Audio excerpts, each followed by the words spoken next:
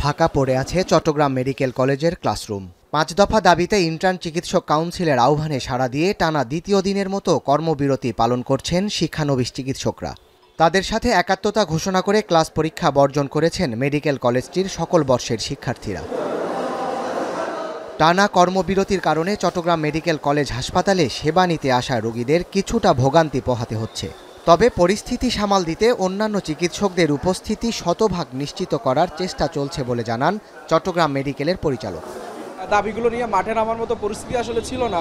তো যেহেতু নতুন বাংলাদেশে সবকিছু সংস্কারের কথা বলা হচ্ছে, আমরা স্বাস্থ্য খাত কেন এটার বাদ যাবে। আমাদের যারা রেসিডেন্টস, যারা post graduate training, MD, MS, FCBS part 2 training, তাদের কাজ হচ্ছে কিন্তু এখানে 24 ঘন্টা থাকা।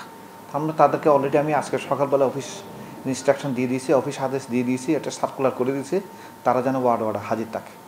একই দাবিতে খুলনা মেডিকেল কলেজ হাসপাতালের প্রধান গেটে বিক্ষোভ মিছিল করেন ইন্টার্ন চিকিৎসক ও শিক্ষার্থীরা। এ সময় দাবি আদায়ে বিভিন্ন স্লোগান দিতে থাকেন তারা। সরকারি মেডিকেল কলেজের শিক্ষার্থীদের আন্দোলনের সাথে একাত্মতা জানিয়ে আন্দোলনে যোগ দেন বেসরকারি মেডিকেলের শিক্ষার্থীরা। গত কয়েক বছর ধরে একটা রিট বারবার ডিলে করা হচ্ছে, সে কারণে আজকে আমরা রাস্তায় আসতে বাধ্য হয়েছি। গাজী মেডিকেল কলেজ এটাও বেসরকারি মেডিকেল কলেজ, খুলনার স্বনামধন্য একটা মেডিকেল কলেজ। আমরাও ক্লাস এবং ডিউটি সবই বন্ধ করছি। স্বাস্থ্য খাত সংস্কার, এমবিবিএস বা বিডিএস ডিগ্রি ছাড়া ডাক্তার পদবি ব্যবহার বন্ধ সহ ৫ দফা দাবিতে সারা দেশের ন্যায় সিলেটের ওসমানী মেডিকেলেও কর্মবিরতি পালন করছেন ইন্টার্ন চিকিৎসকরা। বিভাগের অন্যতম এই হাসপাতালটিতে সেবাদানের বড় অংশ জুড়ে কাজ করেন শিক্ষানবিশ চিকিৎসকরা, কিন্তু দ্বিতীয় দিনের মতো তাদের কর্মবিরতিতে সেবা ব্যাহত হচ্ছে। আগামী ২৫ তারিখে একটা রায় হবে, সেটা হচ্ছে বিএমডিসি নীতিমালা ২০১০, যে এমবিবিএস এবং বিডিএস ব্যতীত কেউ নামের পূর্বে ডাক্তার ব্যবহার করতে পারবে না। আমরা চাই যে এই যে আইনটা সেটার জন্য বলবৎ থাকে।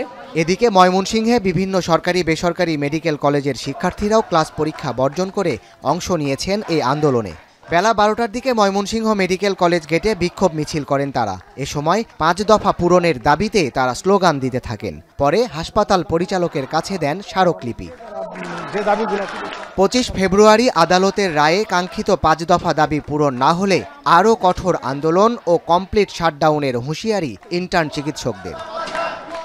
সাদাত শাহেদ, এখন। একনল হ্যান্ড ওয়াশ ১০০% প্যারাবেন ফ্রি, তাই নিরাপদ হাতের জন্য আস্থা রাখুন একনলে।